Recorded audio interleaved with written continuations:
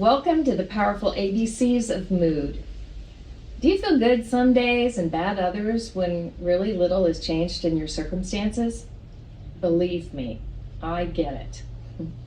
I can literally sleep on the same side of the bed and wake up feeling good one day and the next day feeling gloom or even dread. Has anything changed? Nope. Well, maybe a little body chemistry. In medical school and psychiatry residency, I learned that our bodies and minds are incredibly complex. No one thing is the whole picture of why we are the way we are or feel the way we do. But what I'm going to show you right now, in abbreviated but clear form, I hope, is powerful and practical. It is easy to learn, but harder to execute. But I believe in you. So, when your mood is low, go to the letter A. A is simply awareness.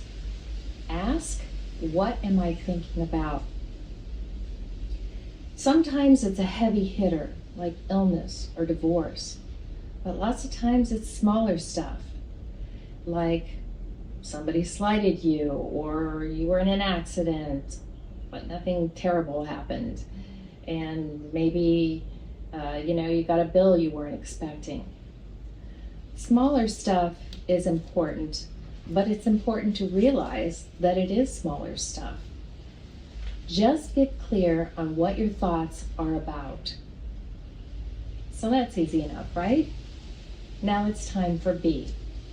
B is to be bold and tell yourself the truth about what you're focusing on.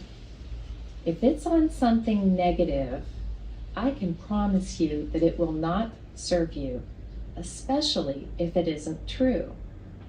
What do I mean, not true? All my thoughts are true, but are they? I had a client who came to me. We had had a couple sessions. He was concerned about some thoughts he had regarding someone else who played sports with him. We kind of drilled down to this one thought, and I sat there with him and I said, okay, so here we've got this thought that's really kind of underneath all these emotions.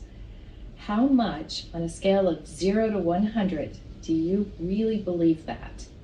He sat there and thought a while and said, I don't believe it at all. Oh my gosh, we both burst out laughing. And it completely blew the cover on this lie that was bothering him. It will never have the same power over him again. That is why we want to get clear about what's true. So many times we suffer with thoughts that aren't even what we really believe.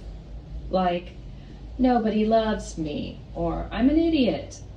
Blanket statements like that are rarely the real truth. Blanket statements should be your red flag that you need to double check the accuracy of your thoughts.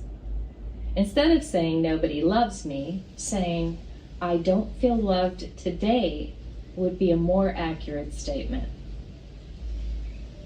I hope you got the idea there. Okay, time for C. C is for change. Change your mind by redirecting your thoughts. If you don't think you can do this, I'm here to tell you you can.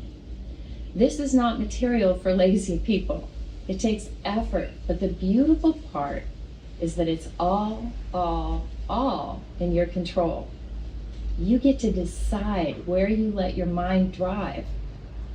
In the book Man's Search for Meaning, Viktor Frankl talks about his experience in Nazi war prison. He was a psychiatrist when he was taken there.